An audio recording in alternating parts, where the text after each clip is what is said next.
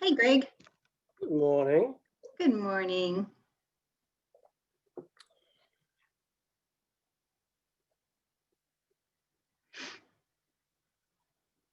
Hello, all. Brian. Hey, Hello. Karen.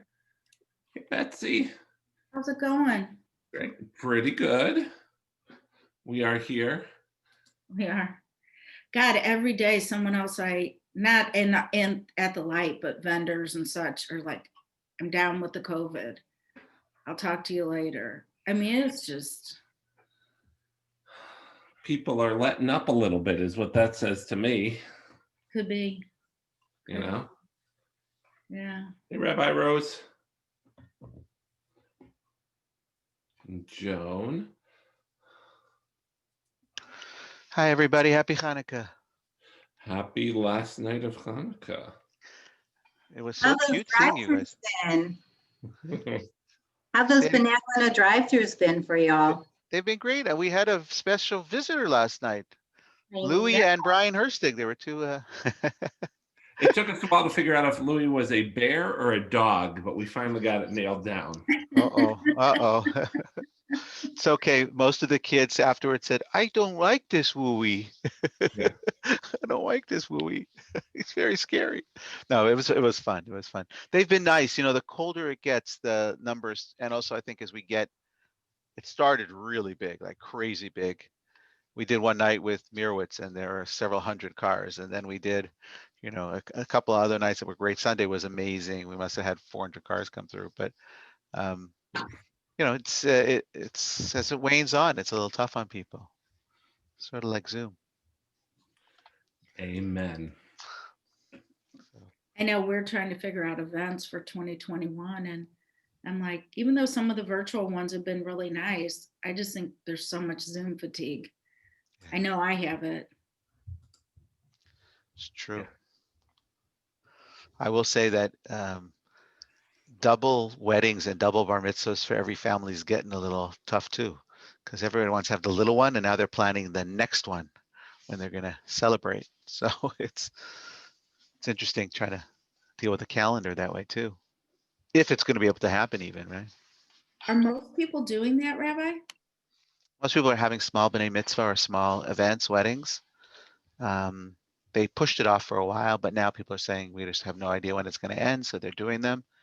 And then talking about a simcha or a celebration, or even with funerals, because they're so small, like they're so we're going to do a celebration of life, but they don't want to wait a whole year to do the dedication of the stone. They want to do something beforehand when people can come to town. So anyhow, interesting times. Which is a Chinese curse, by the way. I learned that when I lived in China. Interesting times. I think it's if I never hear the word pivot or these what how are they describing it, these unfortunate times or something. I'm like, oh my Unprecedented. unprecedented. Yeah, exactly. I'm in this social entrepreneurs program with through the business school at Columbia right now, which is really an interesting program. But these are words that you're not allowed to say. Like one of the words is pivot. If you say pivot, like people, they click you off the screen, like you're out. All right. Well, it is 10:02, and we're going to shift, because I'm not going to say the other word, right? We'll shift. You are really full of shift, Greg. So it's good. We all know this. We all know this very, very well. Good morning, everybody. People just keep hopping on, so I'll talk slowly while we give it another second for people's audio to connect. Good to see you all. Happy last night of Hanukkah, which is not a happy day in my household because my daughter Caitlin is a big fan of gifts, and now wants to know how many days until present day, which I don't know if you all know this, but there's a holiday that occurs December 25th of every year, and it's called Present Day in the Yowitz household. And we use it as a day to be together and give gifts. We also celebrate a holiday called Spring Day every year with candy, which coincidentally always falls on the same day as Easter. So, I just don't like to discriminate against gift giving holidays. I feel that it's just not good, right? I mean, if there's a reason to give a gift, come up with an excuse to do it. So it's great to see you all. We had planned this morning to have our board member Bert Garland from Ogletree and Deacons here to talk about HR issues relative to vaccination or any other questions you all had.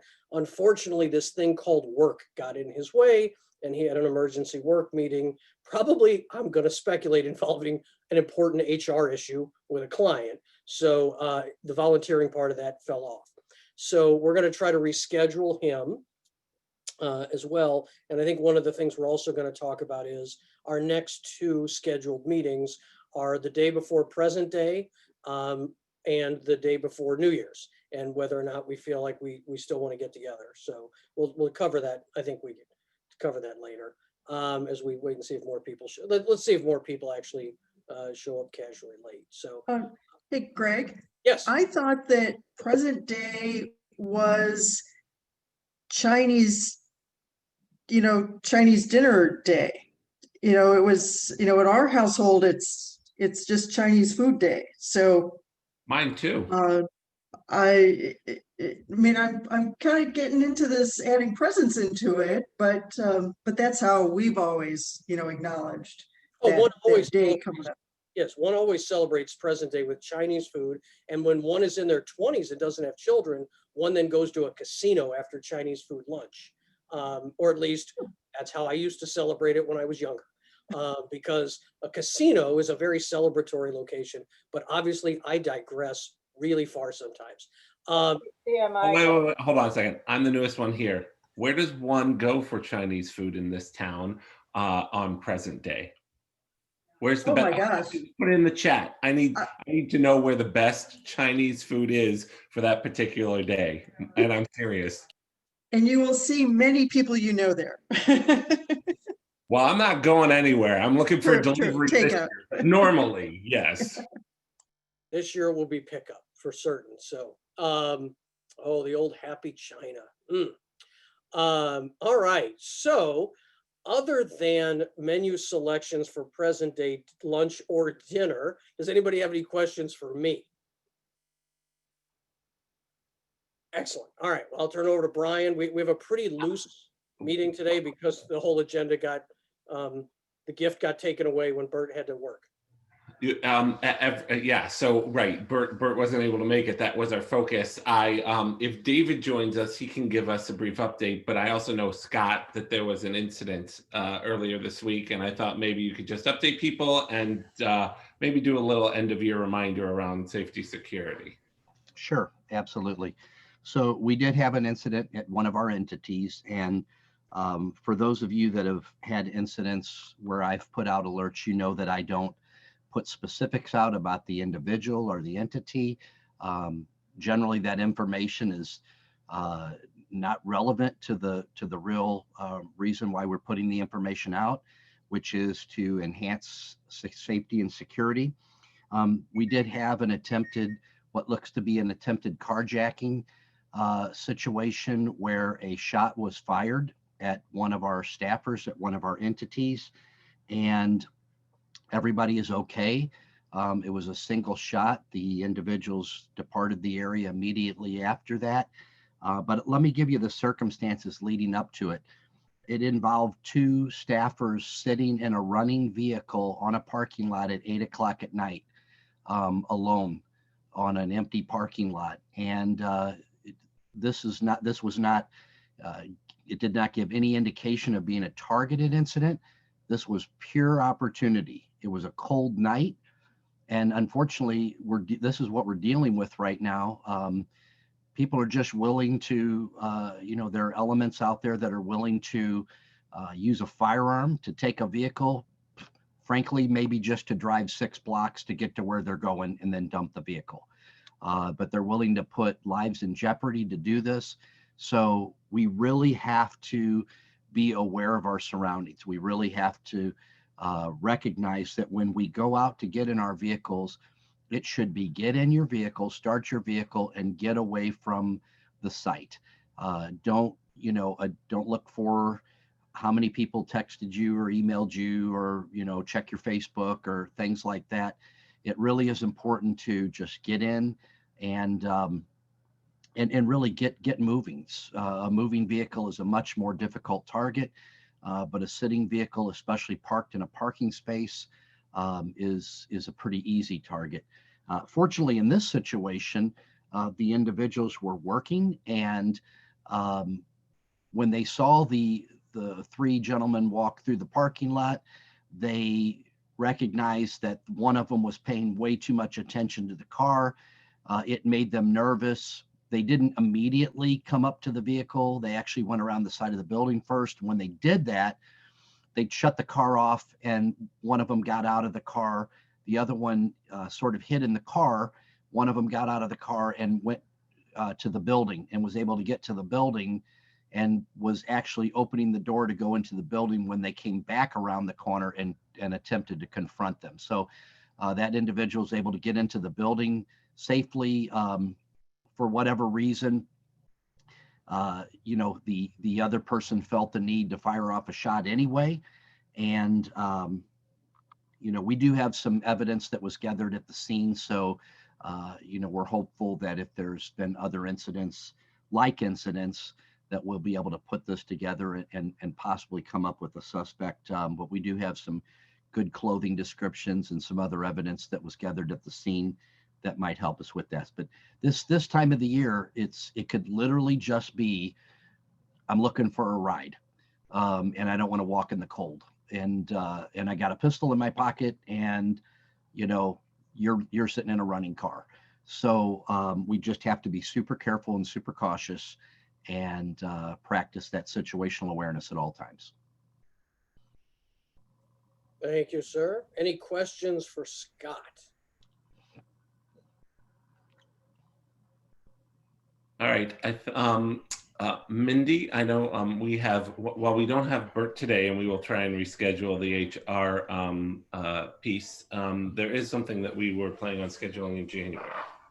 So earlier this year, before COVID started, which seems like a lifetime ago, we conducted a survey on organizational capacity. Many of you participated. Thank you so much for your responses. We had, 73 responses, which was really a great response rate. And we learned a lot about the community, about perspectives, perception. So we have a report that we want to share with you, and we'd like to share the findings. So we will be doing that at one of these meetings in January. We don't have the date set yet, but we will be doing that shortly. We will let you know exactly which meeting it is, and we will send the report so you can see it ahead of time. But it's really interesting, and so we look forward to sharing that information with you. Thanks. We will let you guys know when we're going to have that presentation of the capacity building stuff, so that you can invite or have anybody else on that you want. I see that David is here, and I know that people are anxious to hear about what's going on. So David, how are you feeling? Are you recovered at all? You totally recovered, except with the exception of no smell and no taste, which one would think you would use for an opportunity to lose weight, but apparently that doesn't coincide with it. So, but yes, thank you all.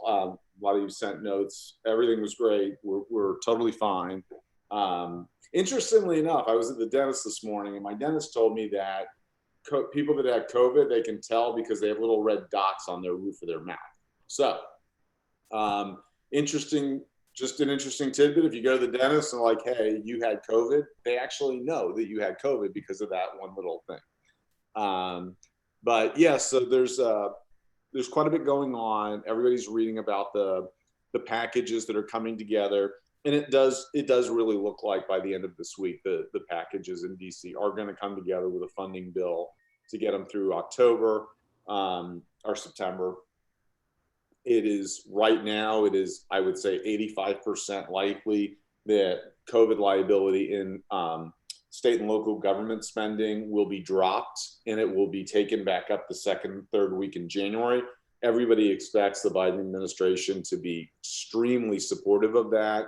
And so the deal that'll get done on that will include some kind of a liability relief package for businesses and healthcare providers, likely. But in the existing bill that we're looking at, and we have the latest copy of the bill and the things that are in it, there's a lot of stuff in there. It is going to include unemployment insurance, comp, additional $300 a week for folks, which will definitely help people who are getting out. It will reauthorize the federal pandemic unemployment insurance program that expires on 12/31. It will likely allow communities and states to utilize the existing dollars that they've already collected through 12/31 of 2021. It will include a new round of PPP. So I checked on this for folks. That round will become available, and it will be available to folks that had gotten an existing PPP grant or loan. Rabbi Rose, $300 retroactive, I think is a question. I do not believe it will be retroactive. It will be date forward for that additional $300. So I don't think you're going to be able to go back and claim that. So it will also include about $80 billion for schools, which will really help states a lot because, just to give you a context, Missouri's share of that $80 billion will be around $160 million. It will include money for vaccine distribution, which will help the state do that kind of work. Overall, the money will not be direct to state and local governments, but it will be very indirect, and it will come. I mean, there'll be a sizable package coming to Missouri out of that, out of those funds. So that's all I think fairly positive, and I expect that to be done this week, and I expect the president to sign it. That's every indication. The other unknown right now is whether they're going to deliver some checks. It looks like the odd coalition of Senator Hawley and Senator Sanders are going to get their way, and there will be a $600 or more check that's given to folks that make under a certain income threshold. We saw those $1,200 checks distributed. That's on the table, and I think people are really warming up to the idea. The White House obviously is pushing that extremely hard. So that will be helpful as well in terms of continuing to move the economy. We're seeing a slowdown in the economy right now. Manufacturing sector, others, the spending is slowing down because people are running out of money. And so that's not great news around the holidays. And I think there is that continues to be an impetus to move forward. Vaccinations seem to be moving well. The Pfizer vaccine is being delivered in the quantities that it was promised. So there is no hiccup there. The distribution seems to be pretty solid at this point. Folks are taking it. And we're starting to see a relaxation in terms of people being willing to take the vaccine. So it hit the high water mark in terms of people that wouldn't take it at about 50% a little while back. Now we're starting to see that number change a little bit and getting more people as they see others getting vaccinated. We're seeing that move a little bit. We are now also seeing the anti-vaxxers come out with all of this information about how dangerous the vaccine is. And the new line that you'll see from some of the pro-life groups is going to be that fetal cells and fetal tissue were used in the making of the vaccine, which apparently there is some proximity to that for live vaccines. But in this case, there's everything in that vaccine is synthetic. Just in case you get questions about that, which I doubt you will.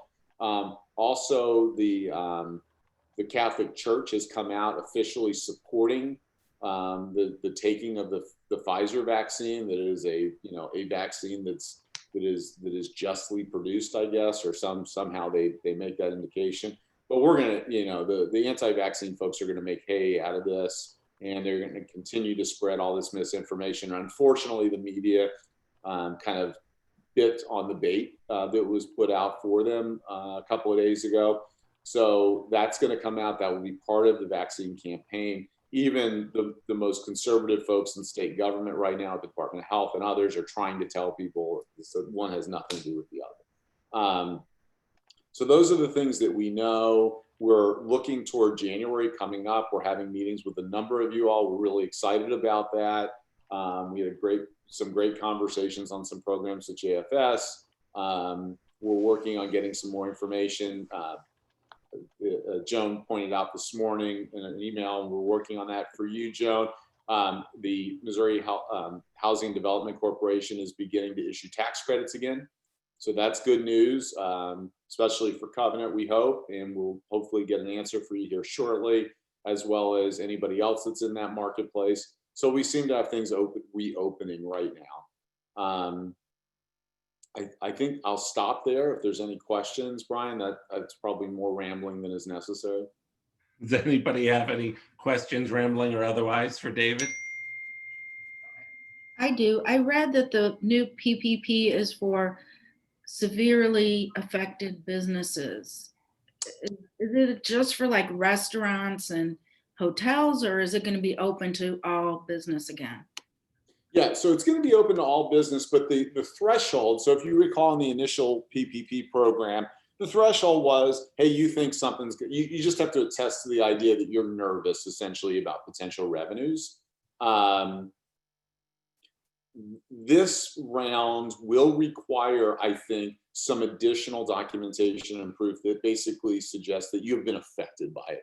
So yeah, I mean, restaurants and groups like that are going to have a really easy case to make, but it's not targeted at a single industry, but there is a threshold that has to be met. It's unclear what that threshold is. You're going to have to show some kind of reduction. My guess is when Treasury writes the rules like they did around the initial PPP program, that they will have some threshold, that you have to show that your businesses had revenues affected by more than X% in order to qualify or something like that. Too early to tell what that is, but yes.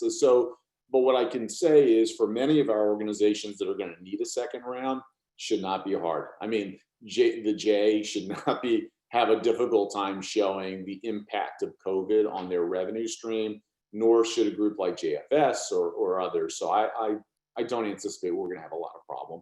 A group like mine would have a very difficult time getting authorization for a PPP loan.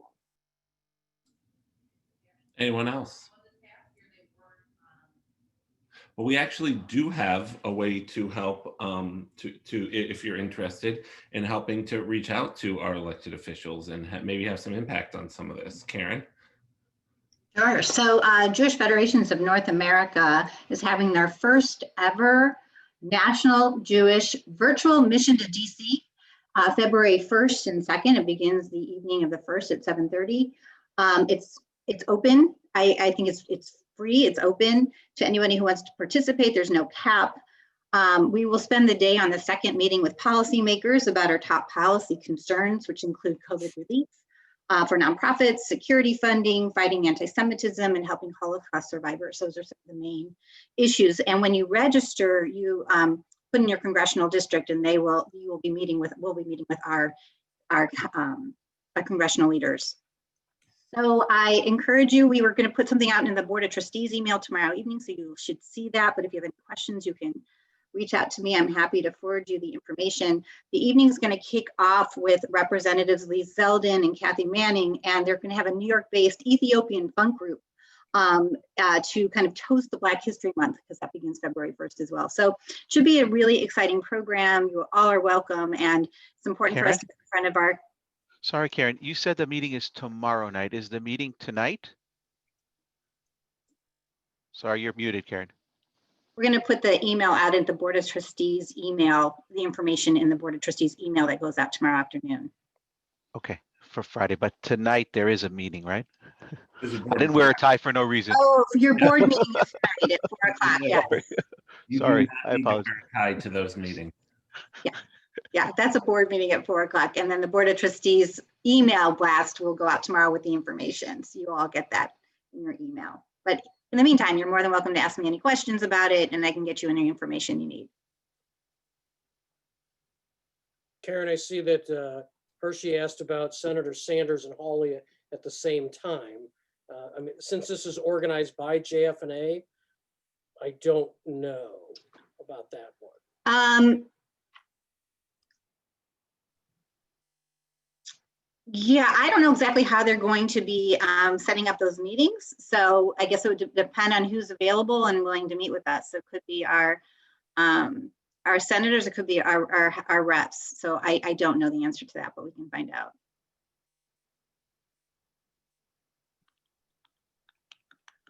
Okay, anyone else, anything for David?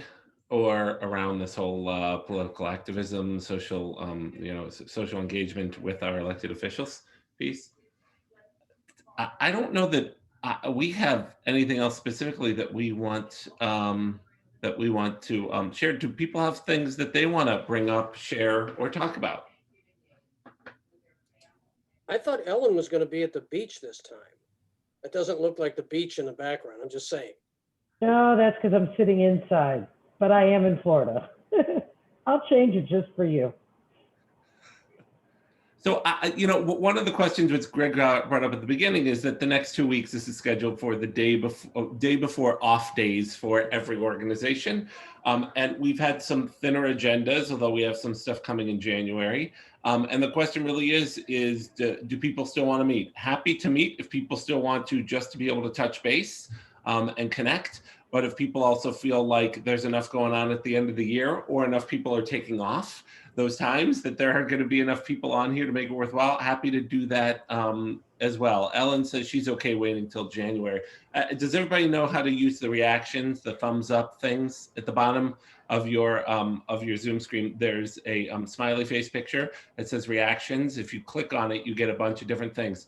If you are okay waiting till January, we're going to teach everybody how to do Zoom. Will you do a thumbs up emoticon? The only question, Brian, I have is, will David have more information? And if David has more information that's germane, it may be worthwhile for us to meet. It sounds like, David, you seem to think that there will be something coming. I'm more than happy. Whatever you are, I can email, or if you guys want to have a 15-minute kind of update, we can do that. Whatever is best for the group, more than happy to do that. I would expect next week to have a fairly decent report. And then after next week, I don't suspect anything is going to occur between now and, say, the first couple of weeks of January. All right. So here's my suggestion. We have it on the calendar. We will, for anybody who wants to, David will do an update next week. We're going to cancel the one the day before New Year's, but there's no other agenda item unless somebody has something to bring up, but we won't plan on anything. It'll be a short time to connect in order to hear what's going on with that national package and its impact on us in Missouri. So if you'd like to take part in that, there'll be minutes that'll be sent out afterwards, et cetera, as always. But we won't plan on anything big or long. And the week after, the December 31st, we'll just cancel so that everybody can prepare for Ohio State's semifinal football game to play for the national championship. Oh, like they should even be allowed to play in the. I am happy that, first of all, we can end this call and people can stay on. We can talk about that for sure. They're responsible for picking the best 4 teams. It never said how many games they had to play. They're clearly one of the best 4 teams, so they're going to do their job. Well, maybe they shouldn't have to play at all. Maybe they can just get the national championship without playing a game. They played one game and they were ranked number 3 in the country. What do you want? You know what? They are Ohio State, so of course they should not have to have any rules. They should just do whatever. I disagree with that. But I will stand and talk with you, David. I don't know who you're rooting for, Mizzou or somebody else who's not going to make it anyway. But I went to the University of Florida, and we had a couple of unfortunate things. And you can have our old coach because he's a jerk. So, but okay. It's all good. We got to talk a little more about this, but it definitely doesn't involve everyone else. Does anybody else have anything? Right, Rabbi Rose, did you want to? I asked Mindy this, and I just go ahead. Go ahead, Greg, please. No, I was going to say, I thought I digressed about the Chinese food thing, but this one actually was way funnier. It sort of reminded me of Hillel and Shammai arguing in honor of Hanukkah. It's very nice. But I was going to ask, Mindy answered it a little bit, but is anybody hearing about what's happening with summer programming in your neck of the woods, Israel trips, summer camps that are happening, Jewish camping in general? I'm getting all kinds of mixed messages. Some of the programs already have moved to North American base, like the Bronfman Fellows are North America based now.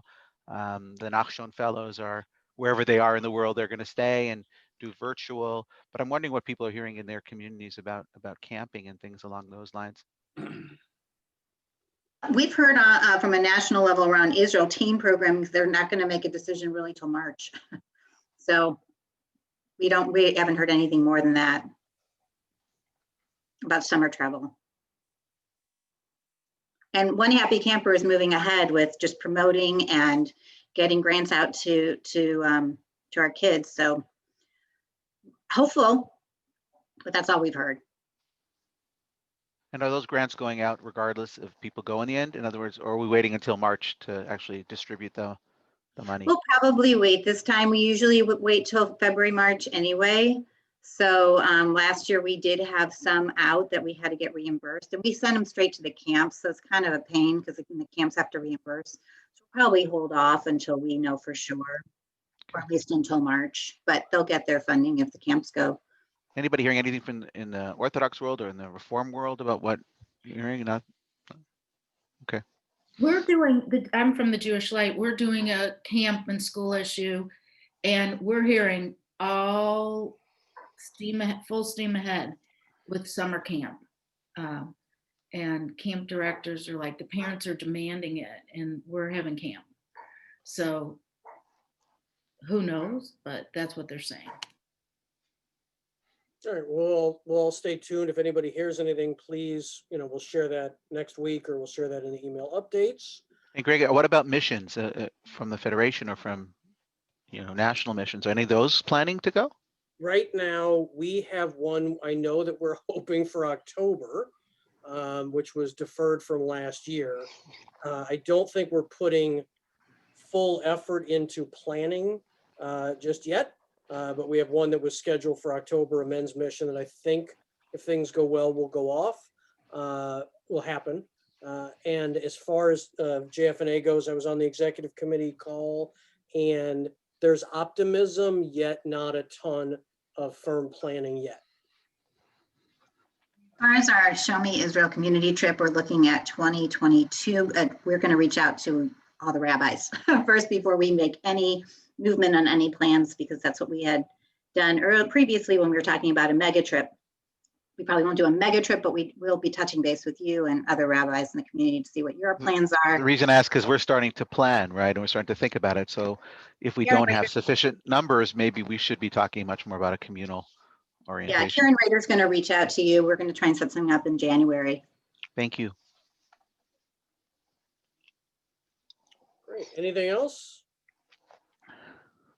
All right, great to If see you you want to stay all. on for college football talk, please feel free to stay on and watch the bloodbath as David is decimated. Otherwise, Happy New Year. Everything's good. So the may or may not be a meeting next week because David might not make it. No, I'll be fine. Okay. No, I'll be fine. As will Ohio This is State. gonna So work out okay. bye, guys. Thanks. Chag everybody. Sameach, everybody. Bye. Bye. Bye. Thank you Miriam, all. Miriam, I'm going to call you, Miriam? Yeah. Or are you going to call me? Ethan, right? I'll call you right now. Okay, thanks. Thank you. David, thank you I so much. really am happy to stay on and talk for a minute or two. I just don't even know what to say, to be honest. And Miriam is on too, because she might be an Ohio State person as well, as I understand. I'm not a sports fan at all. I just wanted to thank you for your help yesterday. I thought that was a spectacular meeting. So I'm going to let you guys fight it out. I don't even know what you're talking about, but go all the teams. I love that. Ryan, I But, would but like thank you you, so much better if you were a Golden Gophers fan. I mean, I So just my wife went to Minnesota and to Michigan. Yeah. It's Paul Michigan. Carney. I'm sorry. Okay. Yeah. That's my condolences to your wife for Jim Harbaugh. You know what? So I obviously I'm a third generation Buckeye, and I was president of the Ohio State Alumni Association of Minnesota for 7 years, and I'm deeply involved and committed with the university, and I bleed it, and my kids most of them too. But a lot of the Michigan friends that I have been like, we were actually disappointed that the game didn't happen, because you would have destroyed us, and then they would have had to have fired him. Now they're talking about an extension for him, and everybody's what the fuck? I don't have a clue how that dude. Oh, hold on one second. I got to stop the recording.